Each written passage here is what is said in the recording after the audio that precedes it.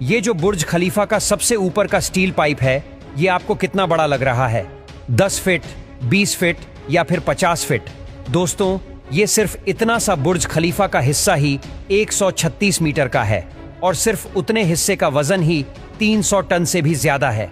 सन 2008 में दुबई में कोई क्रेन तक नहीं थी जो इतना ऊपर इतने वजनदार पाइप को ले जा सके। अब कैसे इंजीनियर्स इस मोटे पाइप को ऊपर लेकर गए? इसके अलावा स्टील पाइप के ऊपर ये कुछ डिवाइस लगा है, ये किस काम आता है? कैसे ये डिवाइस पिछले 13 सालों से दुबई को बचा रहा है? सबसे पहले तो आप ये जान लीजिए कि ये ऊपरी हिस्सा किस काम आता है। इस स्टील पाइप का कोई तो काम होगा। दरअसल अगर दोस्तों ये ना होता तो बुर्ज खलीफा कभी भी टूट सकता था। दोस्तों, ये जो पाइप है ये 4000 टन स्टील से बना है। इसकी लंबाई 244 मीटर की है। आपकी जानकारी के लिए बता दें कि स्टील पाइप के साइज के जितना कई देशों में तो बिल्डिंग भी नहीं होती। अगर ये पाइप ना होता तो आज बुर्ज खलीफा 585 मीटर का ही होता। इसी हाइट तक पब्लिक जा सकती है और ये हाइट बुर्ज खलीफा में 150 फ्लोर तक है। इसके ऊपर से ही ये स्टील का पाइप है जिसमें 150 से लेकर 159 तक के फ्लोर्स है।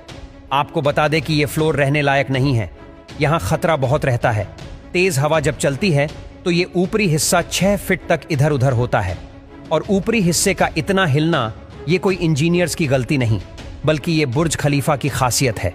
दरअसल ये 200 किलोमीटर प्रति घंटा की रफ्तार से चलने वाली हवाओं को ऊपरी हिस्सा ऑब्जॉर्ब करके बाकी के फ्लोर्स को एकदम सेफ रखता है। अमेरिकन इंजीनियर विलियम बेकर ने इसके डिजाइन को बनाया था और इनके डिजाइन के मुताबिक ये हवाओं को रोकता ही नहीं बल्कि कंफ्यूज भी करता है। बुर्ज खलीफा के ये जो 154 फ्लोर्स है वो बटर्स वॉल के सहारे खड़े हैं और बाकी के बचे हुए ऊपर के फ्लोर स्टील के सहारे खड़े हैं। अब अगर ये स्टील ना होती तो ऊपर के माले हिलने पर कंक्रीट में क्रैक्स जरूर आ जाते और बाकी के सारे फ्लोर्स बर्बाद हो जाते और इसीलिए ऊपर से इसे स्टील से बनाया गया है। इसके अलावा आप यकीन नहीं करेंगे कि बुर्ज खलीफा के टॉप पर लगा ये डिवाइस दुबई को पिछले 13 सालों से बचा रहा है। दरअसल इंजीनियरिंग भाषा में इसे लाइटिंग अरेस्टर कहते हैं। इस डिवाइस में एक छोटा सा सेंसर है जो बादलों में मौजूद एक्टिव चार्ज को डिटेक्ट करता है। अब ये लाइटिंग अरेस्टर इसका ऑपोजिट चार्ज जनरेट करके लाइटनिंग को अपनी तरफ खींच लेता है और इसके बाद स्टील की मोटी वायर के जरिए ये सारा करंट पूरी बिल्डिंग को बचाता हुआ नीचे धरती में चला जाता है।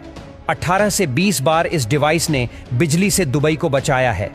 जब भी इस डिवाइस में लाइटनिंग स्ट्राइक होती है तो इसका बैटरी हर बार चेंज करना पड़ता है और चेंज करने के लिए एक वर्कर को ऊपर टॉप पर भेजा जाता है।